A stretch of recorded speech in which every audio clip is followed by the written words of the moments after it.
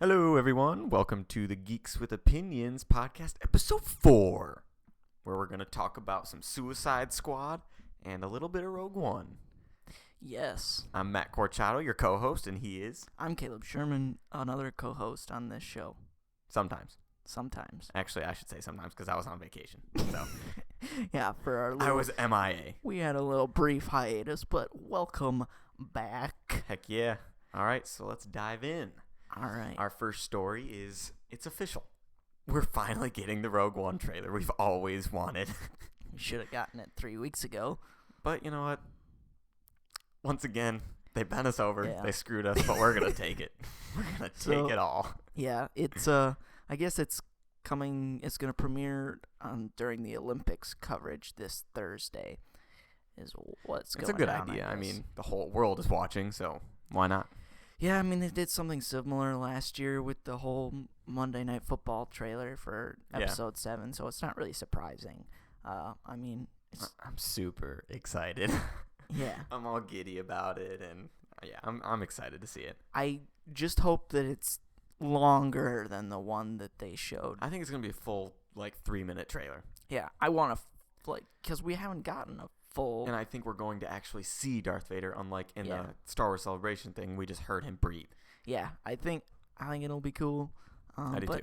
Yeah, I mean, tough to say because we just have no idea at this point. Basically, we know it's coming, and we're excited because Star Wars, obviously. Obviously. All right, so moving on to basically what's going to take up the rest of this episode. Some Suicide Squad backlash from the critics and our own review. All right, so needless to say, the DC, what they call it, the DC Extended Universe. Stupid name. Their movies have not gotten great critical reviews so far. I mean, their first one, Man of Steel, got sort of middle of the road reviews. I think it was 55, 54. Yeah, or on something Rotten like that. Tomatoes, it's at 55%. Right. And then flash forward to this year, Batman vs Superman got more on the negative side of things. It's at 27% on Rotten Tomatoes, and yep. In both those cases, the hardcore fans of those movies are like, no, your critics hate DC. There's nothing wrong with these movies. Yeah, even though critics gave the Christopher Nolan Batman movies super high scores, when one of them didn't deserve a super high score. Even The Dark Knight Rises is sitting at 88 or 89% on Rotten Tomatoes. Yeah, and it's way better than the last 3 films they put out since, but yeah, it's not an expertise filmed movie. So, needless to say, fans were crossing their fingers before the reviews started coming out for Suicide Squad, and then the internet broke when everybody started trashing it. And I mean, there was even fans started a petition to shut down Rotten Tomatoes. That was so funny. I saw that and just laughed. These DC hardcore fanboys are so irritating. That's the thing. It's they don't even think. Rotten Tomatoes, they don't review movies. No, they take the other people's reviews and then just add them up and make them, what is it, if it's 50%, it's 5 out of 10 reviewers like the movie. Right, the only thing Rotten Tomatoes does, they ask the critic, did you like the movie or did you not like the movie? Right, so their score could be 6 out of 10. Yeah. And that's a fresh review. Right, so they take all of the scores, the reviews where the reviewers liked it. Those are fresh reviews. And then the ones where they didn't like it are rotten reviews. Yeah. So the score that you see on Rotten Tomatoes, that's the percentage of critics that liked it. And if a movie gets above 60% or above, then it's fresh. If it's below 60%, then it's rotten. In this case, Suicide Squad is sitting at the lowest score of any DC film so far, 26%. And it's taken a ravishing from critics, to say the least. No one's really liked it from the critical standpoint. Yeah, so, I mean, And I mean, that shouldn't matter though. If you're a fan, no, I went in with an open mind when I went to see it. Right, even if you liked it, who cares if the critics didn't like it? Right. But there's no need to go on the internet and trash yeah. everyone that doesn't like doesn't share your opinion. It makes no sense to me. It doesn't make any sense. And of course, David Ayer likes to add fuel to the fire. The first part of that was like at the premiere for Suicide Squad. He got up on stage or something, and he got in the heat of the moment, I guess, and he just out of nowhere was just like F Marvel, but he didn't say F. He that would have been way funnier if he just said F Marvel. No, but like, I mean, and then of course that proceeded with, hundreds of memes flowing to him of the Rotten Tomato scores of Marvel films and the Rotten Tomato scores of DC films. Literally every single Marvel film from the MCU has gotten a fresh score on Rotten Tomatoes. Literally every single one. That's not a joke. I thought that was pretty funny. But then after the reviews started coming out, he tweeted something, and I don't know. I think it's Latin. Maybe Latin, or I don't know what language it is. But the translation is, I'd rather die on my feet than live on my knees. So basically he was saying, at least I tried, guys. Yeah. and then it's so annoying. And then he tweeted another tweet saying, that quote is my way of saying I love the movie and believe in it. Made it for the fans. Best experience of my life.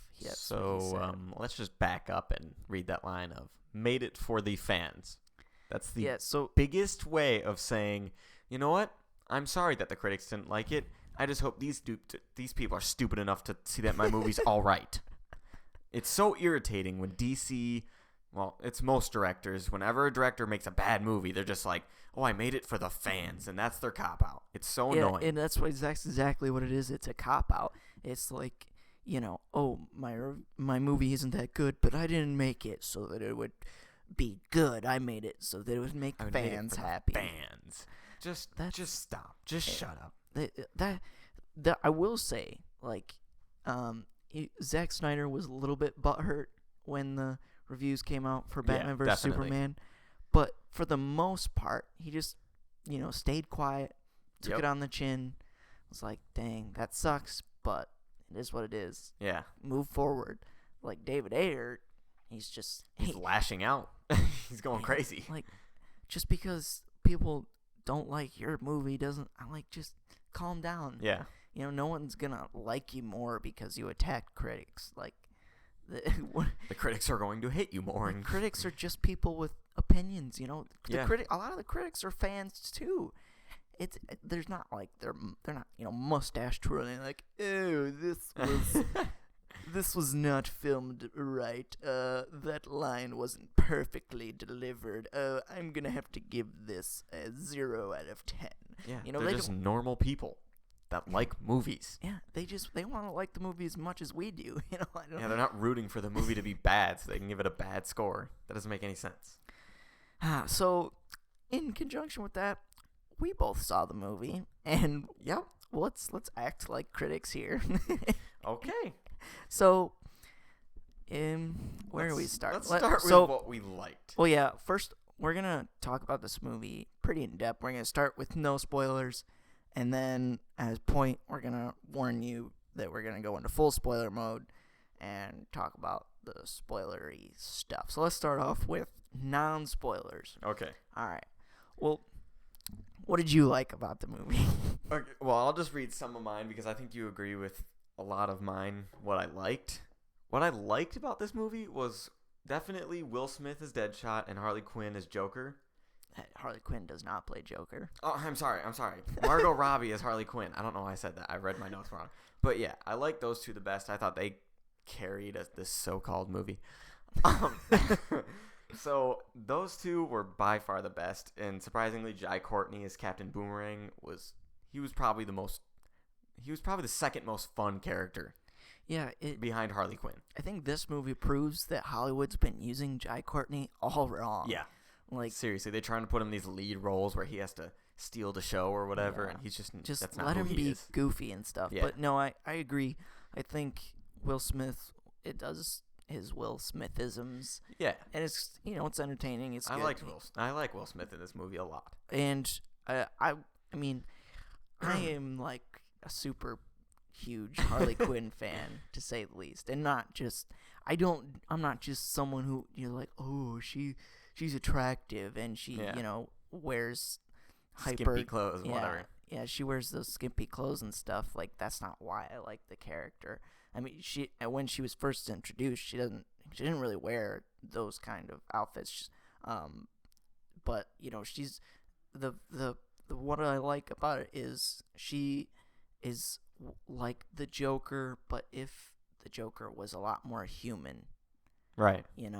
And I think that I think Margot Robbie was basically the perfect choice to play. Oh yeah, Harley Quinn. When they announced her casting, I was like, that's so perfect. I don't know who else would have been better. And she completely nails the psychotic side of Harley Quinn, for sure. The crazy side, the deadly side. Mm-hmm. And it's unmistakable that her character, while she seems it's crazy, she's actually like really smart and cunning, and she knows what she's doing for the most of the time. And when the movie lets her have that more human side, she does that really well too. Unfortunately, they don't really give her a lot of those moments. No, they do not.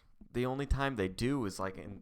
Oh, never mind. I don't want to spoil. We'll talk about it later when we get into the spoilers. But they give her like one moment of kind of normal, and we'll talk about it later. They want you to feel like she's an empowering character. Yeah.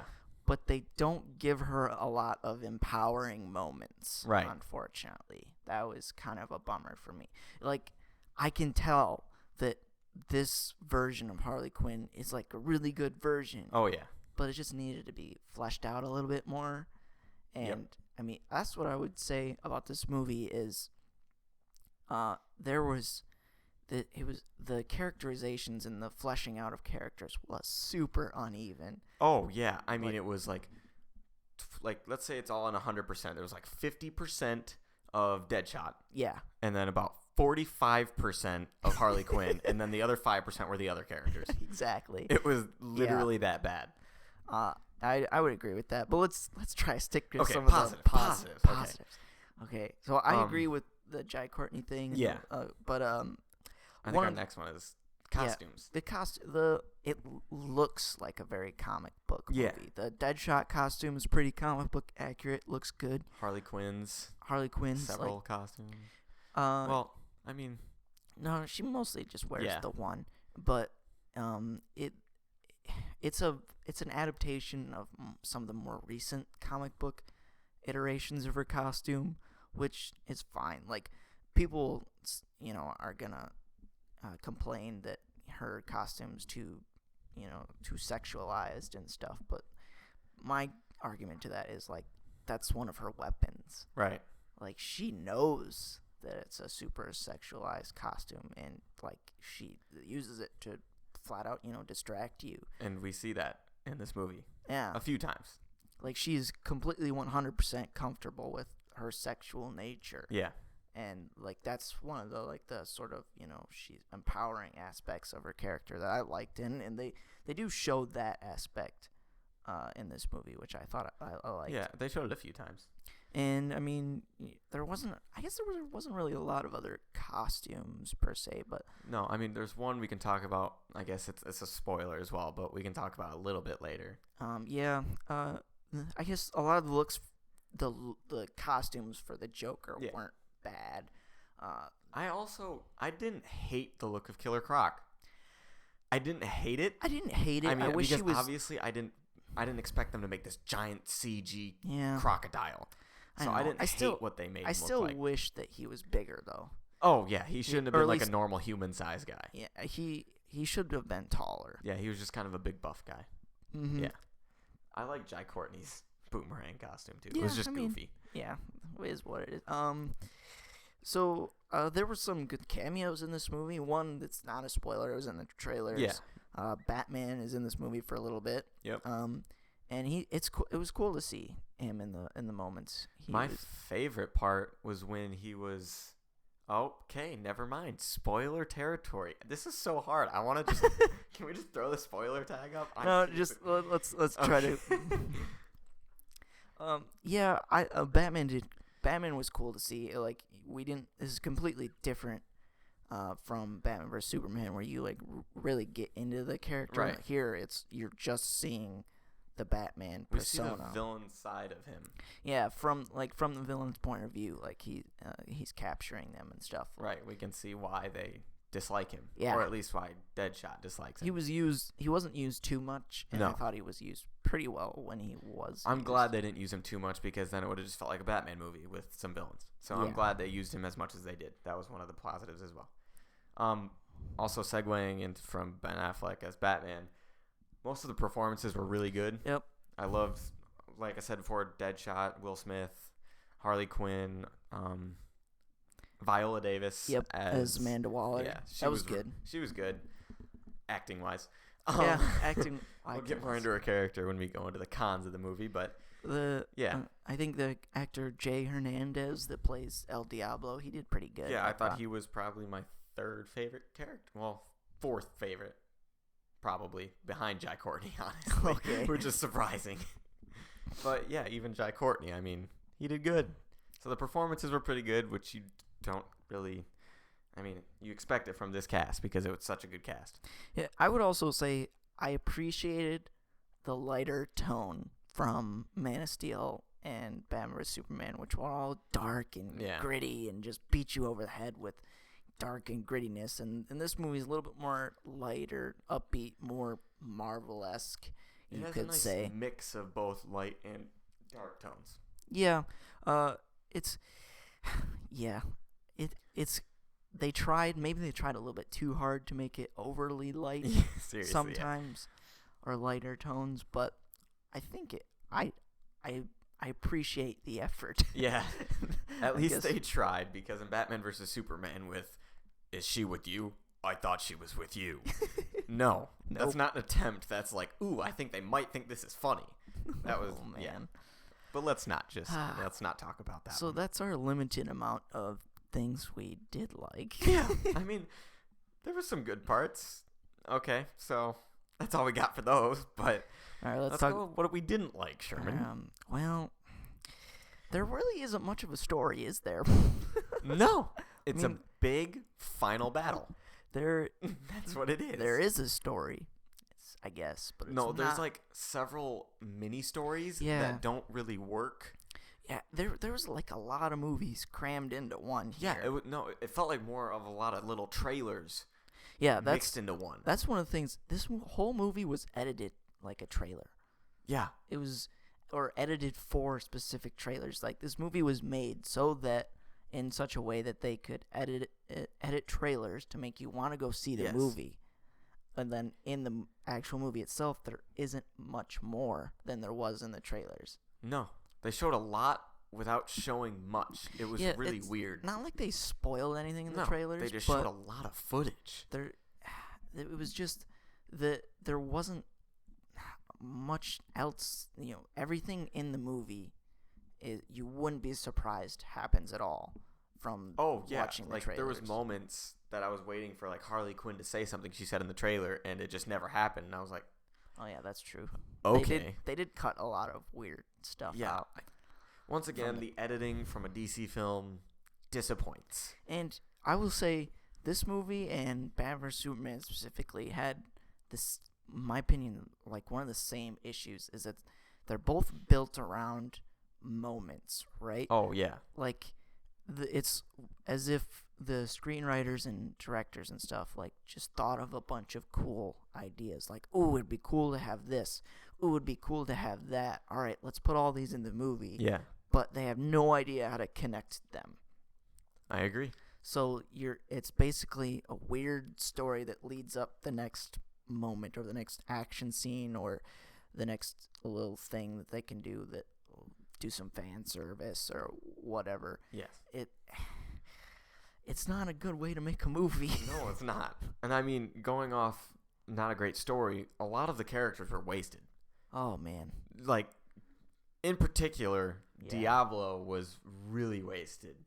Because I thought he was one of the most deep characters there was. He had the most to him. Diablo? Yeah, El Diablo. Okay, yeah. Yeah. I thought he was deep. He had a cool little mini trailer that they showed for him, and they just didn't use him. And Killer Croc was literally pointless. Man. He was. I don't know why he was even in the movie. Honestly, I don't understand it. The cool part about Killer Croc in the comics and stuff is the struggle for him, because he is still at heart, he's a human. Yeah. But he's becoming, or he is this monster, and it's the struggle for him to retain his humanity or like feed into his monster side. And it's kind of like, this tragedy. Like, he's not an evil character. Like, he didn't want to be this monster or whatever. But you get none of that. Right. The character you just described has layers.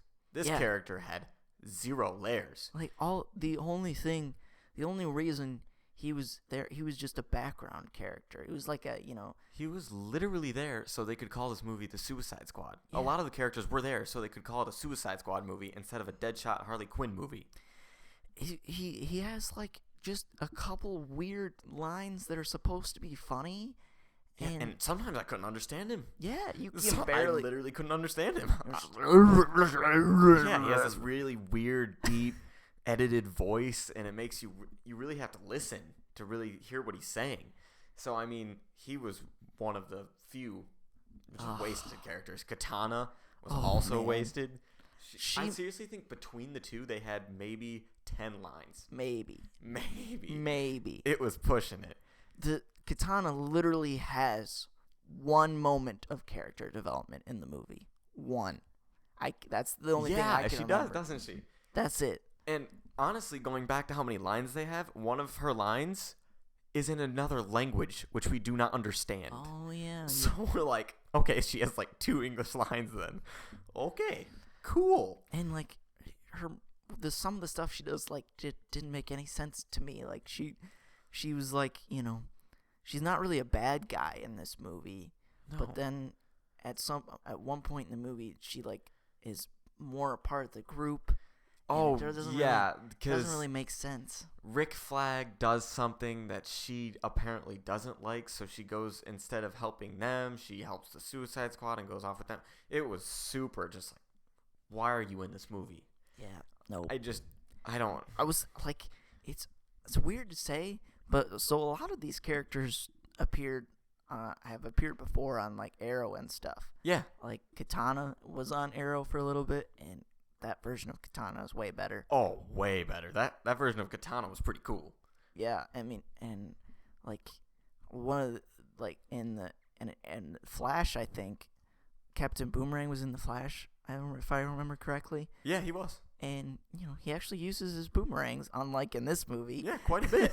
He uses like a ton of them in Flash. And yeah, in this movie,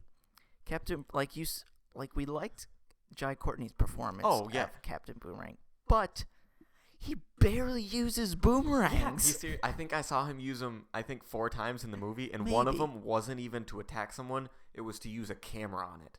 Yeah, that's it. And where did he get that? And then it got shot down, and then that was it. Seriously, he was probably the most useless character in a battle. Oh yeah, him or Diablo. Yeah, because Diablo just wouldn't do anything. Yeah, he would sit there 70% of the movie. They tried to explain it later, which they kind of did. Yeah, but you just didn't care because they didn't set up the character. You didn't set up any of the characters besides Harley Quinn and Deadshot. So you're just like, okay, cool. Yeah, but like at the beginning of the movie, he throws it like straight at someone. It doesn't bend or twist at all. It just throws it straight at someone, and then later in the movie, he throws one and it like explodes. Yeah, and it's not effective. So he's basically just like, oh well, I guess I can't help in this battle. On his back, I'm pretty sure he only has 2. Maybe, yeah. And I don't know where he gets. Does he have like a dealer who he buys them off of? I don't. He uses them more as knives, which there should have been like a cool action sequence where he like bounces it off a bunch of things, and like he's supposed to be really good with these boomerangs, but he's more good at making jokes and drinking beer. Seriously, one of the most disappointing characters, not the most disappointing character, was probably Amanda Waller. She was pretty in my opinion, she was pretty disappointing. She was just kind of boring to me. She was a little boring. I mean, she's pretty close to how she is in the comics and stuff, but I don't know. She just bored me. They didn't give her a lot. Yeah, I mean, she's it's pretty not Viola Davis's fault. She gave a good performance. They didn't give her anything. Just like they didn't give Rick Flag anything. No. They didn't give much of any characters besides Deadshot and Harley Quinn anything. So I mean, yeah. I think we've sort of been dancing around this We've been dancing around the big one. The big kahune. So Mr. J. So the Joker's in this movie, sort of. Oh, that's my side of sadness. First of all, let's just point to the fact that he's only in the movie for like 8 minutes. Oh yeah, he's not in it very much. But when he is in it, this is probably one of my least favorite Jokers I've ever seen. If I'm being completely honest. Yeah, I mean, his whole like personality is basically focused on Harley Quinn. It's all around Harley Quinn. Why? You're supposed to be this guy who can shoot her in the head and just be like, okay. Yeah. That's what I wanted to see. But no, he's like this jealous boyfriend, and it's so irritating the entire time. That's what I would say. Right there. You said irritating.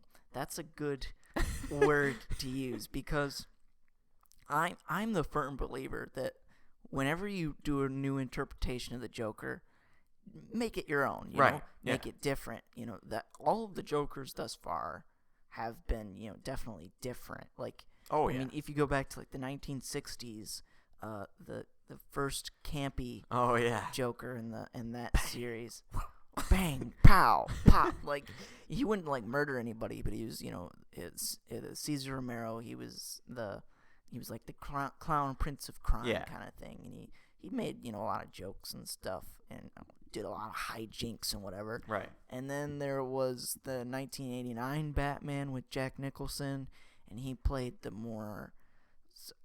It was like a sort of a gangster, but he was unhinged. Yeah, he was crazy. He was more funny and more goofy, but just like did not care about anything, could shoot you at a moment's notice kind of thing. And then you got the Heath Ledger's Joker, which was, he's deranged, but he has a purpose. Yeah. And but what all of the Jokers have in common is they're magnetic to watch. Yeah. Like anytime they're on screen, they are the thing that you latch onto the most. Definitely.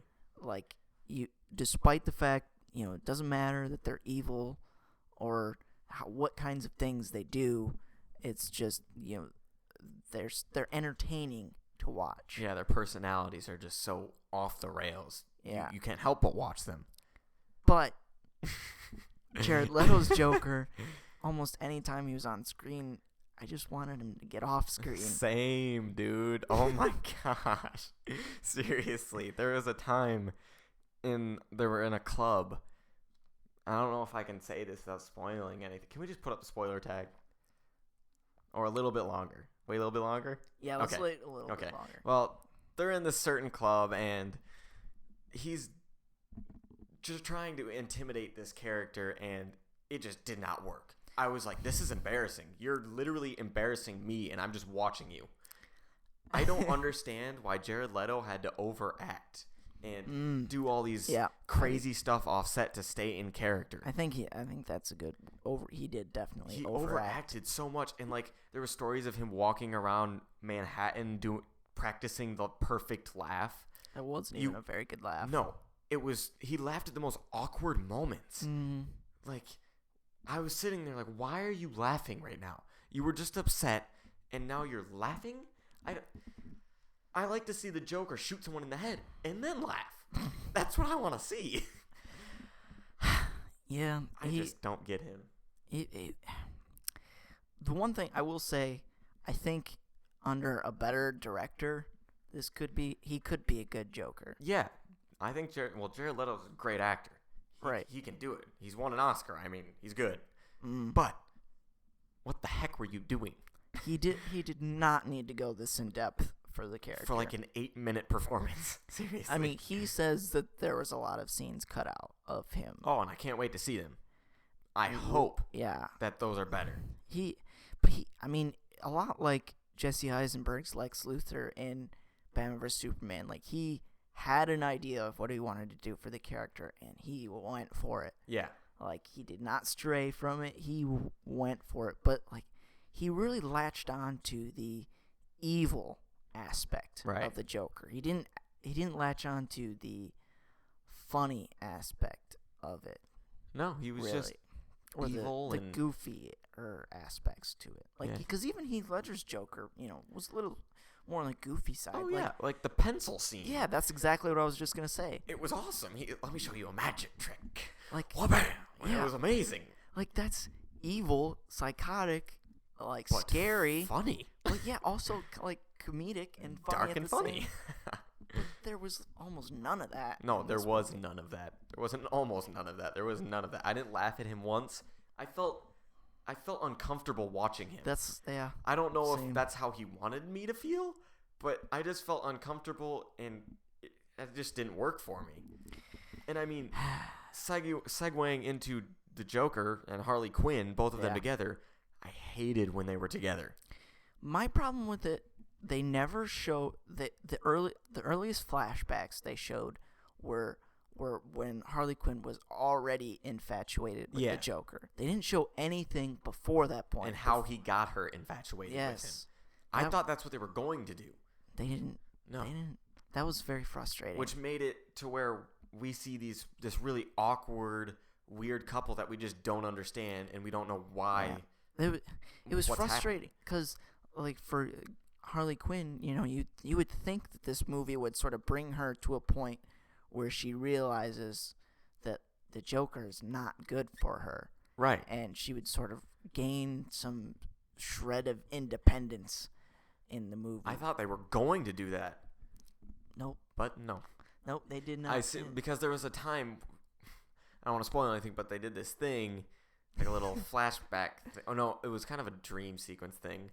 And it showed her kind of realizing that she could be independent. Yeah. And then they just didn't. Yeah. It was so irritating. I don't know why they even... This is a sigh of disappointment, basically. All right. I think it's a good point here to go into full spoiler territory. So, sweet. if you haven't seen the movie and don't want to get spoiled, turn back now, or I'll have a time code in the description. You can skip forward to where we're not talking about spoilers anymore. Or if you've seen the movie, we're about to go in spoilers, so don't complain. Okay? Don't blame us. Don't blame us. Don't blame us, Mom. Or oh yeah, that's true. So we're going to spoilers in 3, 2, 1. Spoiler! Prepare to get spoiled. Okay, let's do this. Okay. Let's stay with the Joker here. Okay. Speaking of that scene with Harley Quinn and the Joker, there's like a dream sequence that she had that the villain Enchantress made her have. Right. And we didn't really talk about the villain, but okay, well, she's bad. Okay, there. She makes her have this dream of clarity, I suppose, that she wants a normal life. Yeah. It's like her, Jared Leto, not in the Joker costume, and they have a kid. And they're all in this kitchen, a family setting, the American dream setting. Yeah. And it just ends, and then she's still infatuated with him. Yeah, she should have realized at that point that she's never going to get that with the Joker. And then she sees him. Does she see him again after that? I'm pretty sure she does. Yeah, because he freaking breaks her out of prison with a SWAT costume that says Joker on the front. Yeah. Like, that makes, just putting the goofiness of it aside, like, that makes no sense. No. Did he had to specifically make a SWAT outfit that's the head Joker on the front? It almost feels as if this movie was kind of like a more impressive Gotham show where they're just banging you over the head like, this is the Joker, and he's bad. It was so irritating. So, that was probably my biggest pet peeve with the movie was the Joker and Harley Quinn, like, together. Harley Quinn as her own was amazing, and I hope the rumors of her standalone movie are true, and I want one. I really, really do. Yeah, any character development Harley Quinn had through the whole movie was completely thrown out the window when at the very end she goes back with the Joker. Yeah. That's because we both thought she was going to go independent and, like you said, she was going to notice that he was bad for her. And no. Nope. She's like, I'll put in. I mean, which that was cool to hear her say that. Yeah, it was cool. I mean, I love Harley Quinn, but well, speaking of, wait, and I talk about it now. There was the scene where she's actually wearing the Jester outfit. Oh that was amazing. I didn't want to spoil it, but yes, that is amazing. That was seriously so cool. loved that. I didn't think they were putting that in the movie. They were really homaging like a certain like a look from the comics. It's like a comic book cover that sort of looks like that.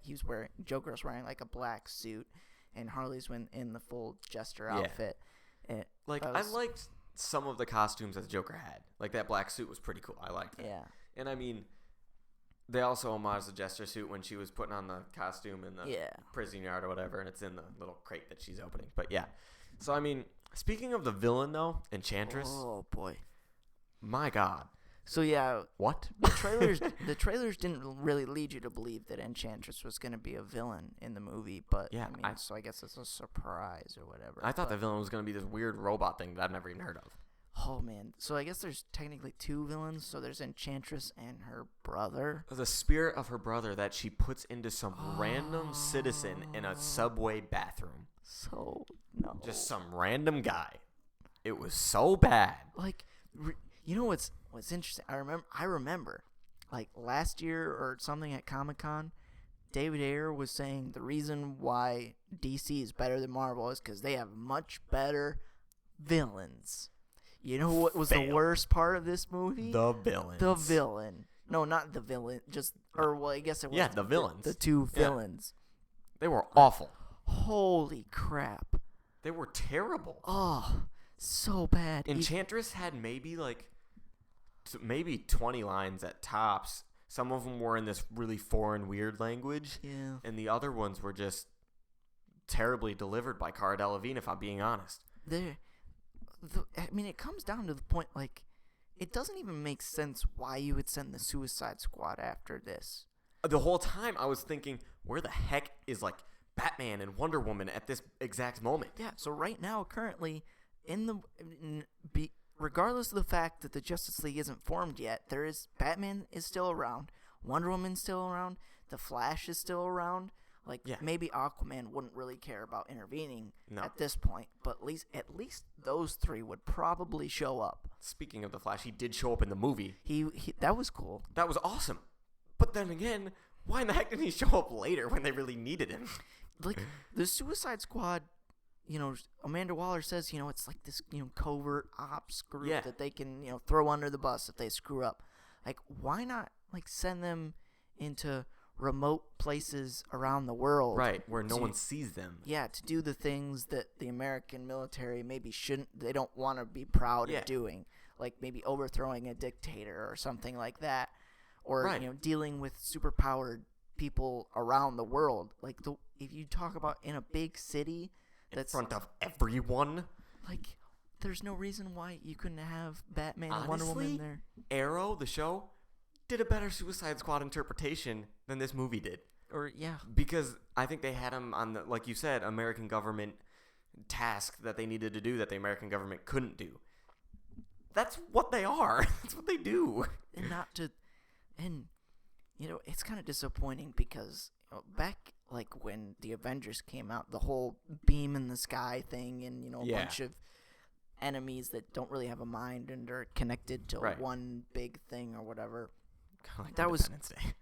Huh? The first Independence Day did that too, but go on. But it wasn't overplayed at that point. Holy crap! Since then, it's been in every big blockbuster superhero movie. Oh, Marvel's done a pretty good job of steering clear of it. It was in Man of Steel. It was in Man of Steel. Oh yeah, it was in Man of Steel. It was in Man of Steel. I don't think it was in Batman v Superman. It was in Suicide Squad. It's garbage. Yeah. Oh, speaking of garbage, it was literally floating garbage. There was floating garbage around. I think Deadshot calls it floating garbage. Does he really? I don't remember. But yeah, there was floating garbage everywhere. It was just, The villain Enchantress had no layers either.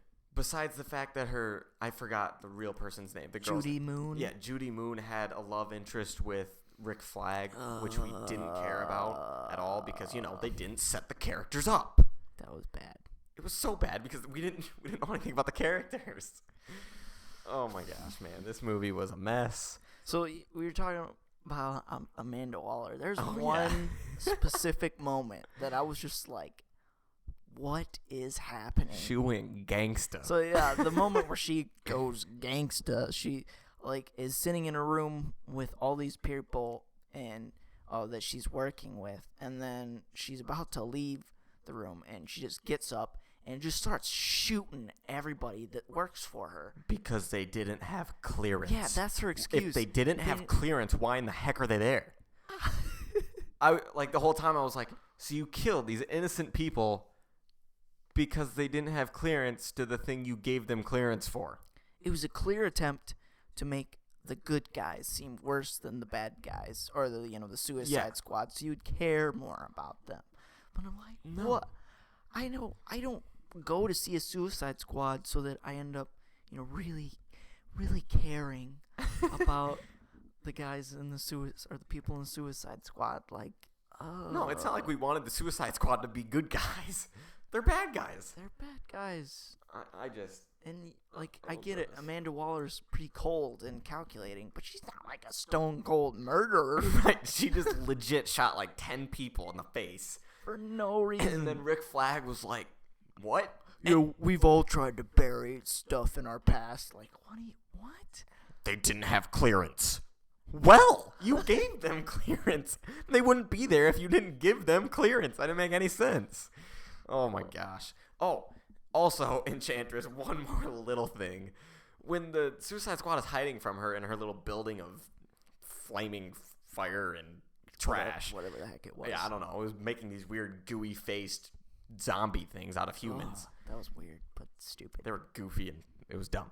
But she's casting these spells and doing this weird Shakira hip dance. And I'm like, this is really distracting and weird. And I got really uncomfortable. I didn't know what to do. It was so dumb. I was like, huh. Okay. It was weird. Oh, man. I mean, Cara Delevingne's a gorgeous woman, but why is she hip dancing? I don't care. It was just really weird. What are some more cons we got? Oh, some of the music that this is basically a giant music video. It is. The whole movie. They basically took the album that they posted on all the music websites, Apple Music and all that crap, and put it in the movie as a giant music video. Yeah, they did that, and some of the music slams you over the head with, "This is what we're trying to portray. This is what we're trying to portray."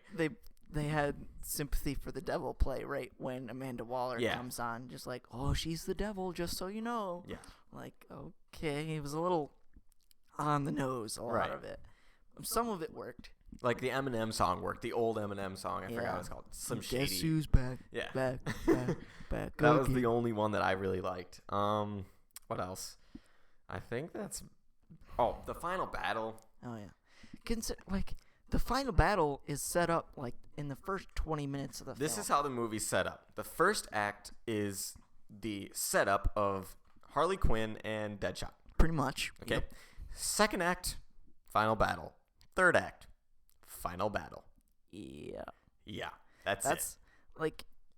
If you go see this movie and you're thinking, wow, how long is this movie? I wouldn't blame you, because the final battle sequence thing is super overplayed. Oh yeah. It takes up the majority of the movie. Maybe you would think that the Suicide Squad would have a mission to go on in between, them grouping up and the final battle. Right, figuring out each other.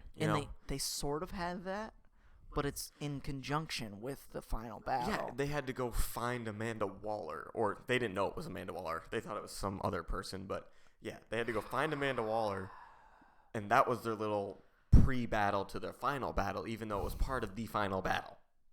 Sure. Okay.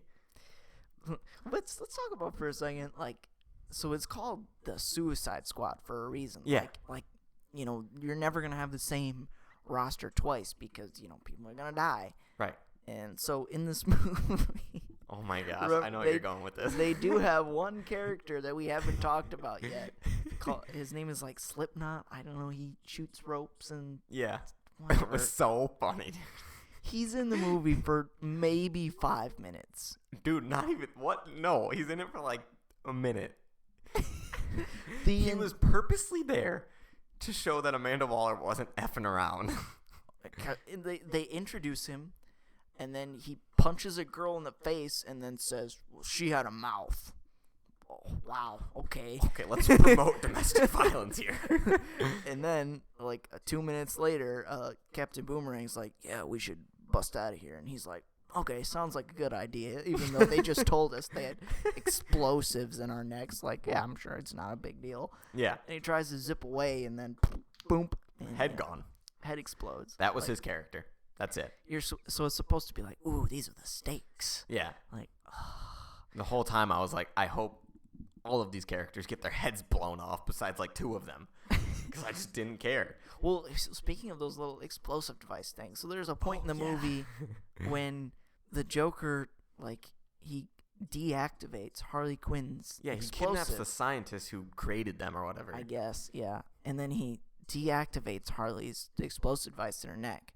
And then she, tries to escape with the Joker, but they shoot down his helicopter, and she survives, and she thinks he's dead. So she goes back to rejoin the squad for some reason, and then all of a sudden, her explosive device is reactivated somehow. Yeah. What? No one ever reactivated it. Ever. That made no sense. Ever. And, I mean... Also, let's go on the after credit scene. Oh, I guess we should... And I mean, it literally proved my point of where in the F was the Justice League or any other superhero. So... basically the end credit scene is Bruce Wayne saying, "Don't worry, next time we got this." Yeah. Meaning the Justice League. So basically saying your little Suicide Squad was pointless. Yes, you just wasted your time. I don't understand. So you're making after credit scene. Not only is it they're making a bland attempt at saying, "Ooh, get ready for the Justice League, guys." But they're also saying... There's never going to be a sequel. Yeah, is there ever going to be a... You could have set up a Suicide Squad 2 somehow, but no, you didn't. They were too focused on setting up the Justice League. They're a big moneymaker. I mean, honestly, this movie, just to break it down bluntly, it has terrible character arcs, terrible character setup, terrible story. Most of the characters are just pointless. I mean, this movie was just pointless. And it's sad. It's really sad. I was so excited. Mm-hmm. This was one of my most anticipated movies besides Rogue One. I was so excited for this. I was it's been weird, not weird, but just disappointing. A lot of the movies I've been super amped for this whole year, a lot of them have underwhelmed. Yeah. And with that note, I'm just going to say I'm going into every Justice League movie from now on with low expectations. I will never, ever get my hopes up. Movie? Yeah, sorry, DC movie. I will never get my hopes up again. I'm sorry if your movies are great. I'm just never going to get my hopes up again because they just let me down. I'm not going to say that, a DC movie can't be good. Oh, no, because the Wonder Woman trailer looked amazing. Yeah. I can't wait. And even in Batman vs. Superman, in Suicide Squad, there are good movies in there. Yeah. Just, they didn't do it. No. And even though I'm excited for Wonder Woman, I'm going to have to somehow bring my expectations down to, I don't even know, minimal. Because I don't want to get my heart broken again. I'm done getting my heart broken. It's so sad, man. So, I mean, I guess that's our review of Suicide Squad, unless you have anything more to add. Yeah, I guess, should we give it a score? Yeah, we got to give it scores. I think I gave Batman vs. Superman a 5. I gave it a 5 as well. And I liked this movie, I don't know, maybe a little bit less because they, Did you? Yeah, okay. They disappointed me more. I'm going to say a 4.7. 4.7. Okay. So I don't know. My scale is. I feel like my scale's a little bit more lenient sometimes. Yeah. Mine's not. Not at all. I don't know, but I would say, like, for Batman vs Superman, they had Batman murdering people, so yes. That really frustrated me. In an otherwise good interpretation of Batman, one of my favorite characters. This movie had a different one of my favorite characters. Well, two, I'll say. Two of my favorite characters, Harley Quinn and the Joker. Yeah. I thought they nailed Harley Quinn for the most part, except just didn't give her enough. Right. And I didn't really like the Joker, so it's... You're torn. I feel like I liked it slightly more than Batman vs Superman. I didn't like it more than the Batman vs Superman extended cut. Oh, no. No. I think I gave the Batman vs Superman extended cut like a 6. Which is still like... That's not bad, though. I mean, a 6 isn't bad. I'd probably, like, on the Rotten Tomato scale, it wouldn't get up to a fresh for me. No, definitely not. But I'd probably give it like a, let's say, 5.7. Okay. Somewhere in there. Okay. Well, our scales are different, and yeah. Yeah, I mean... Don't hate us, DC haters. In the end, it's like... I mean, we really... Our scores don't really matter that much. It should just be everything we said prior to this out of 10. Yes. That's what it should be. Yeah, basically. But, I mean, yeah, so... That is our special episode of Geeks with Opinions podcast, episode 4, where we talked everything from Suicide Squad to Rogue One. So I've been Matt Corchado. You can follow me at Matt Corchado on Twitter at MattCorchado. Sherman, who are you, and where can we find you? I have been Caleb Sherman. You can find me on Twitter at first name Caleb. You can find Geeks with Opinions on Twitter at Geek Opinions Pod. You can subscribe to us on the YouTubes. If you didn't understand that, you can subscribe to us on YouTube. Give us a little likesy and a little subscribey, and you can like us on Facebook. Just search type in a little search bar, Geeks with Opinions. Oh yeah, or G.W.O. G.W.O. Are we? Yeah. Yeah. Can you find it like that? Yeah. Have you tried it? Yeah. I tagged it G.W.O. so you can find it. Oh, on Facebook? Oh, no. On YouTube. Oh. Sorry. We were off page there. I swear at the end of the podcast we always get off page. Oh, well. Let's see. SoundCloud. Yeah, you always forget about SoundCloud. Come on, dude. You can listen to us on there. Hopefully one day we're gonna be rich enough to go on iTunes, but you know. hopefully we're rich enough to. We're in my mom's basement, so yeah. Well, hopefully we're rich enough to pay $5 a month for iTunes. LOL. So that's been us. That's been us. I love you, Mom. I love you, Mom, as well. And please join us again on our next episode. Yes. Actually, we got some reviews coming up, don't we? Do we? Yeah. What do we review? Jason Bourne? Yeah. We haven't seen it yet, but we're going to review it. We'll review it. All right. There's that one. Thanks for listening. And for me, I'm Matt. Deuces. I'm Caleb. And don't forget to tape down your Q-tips.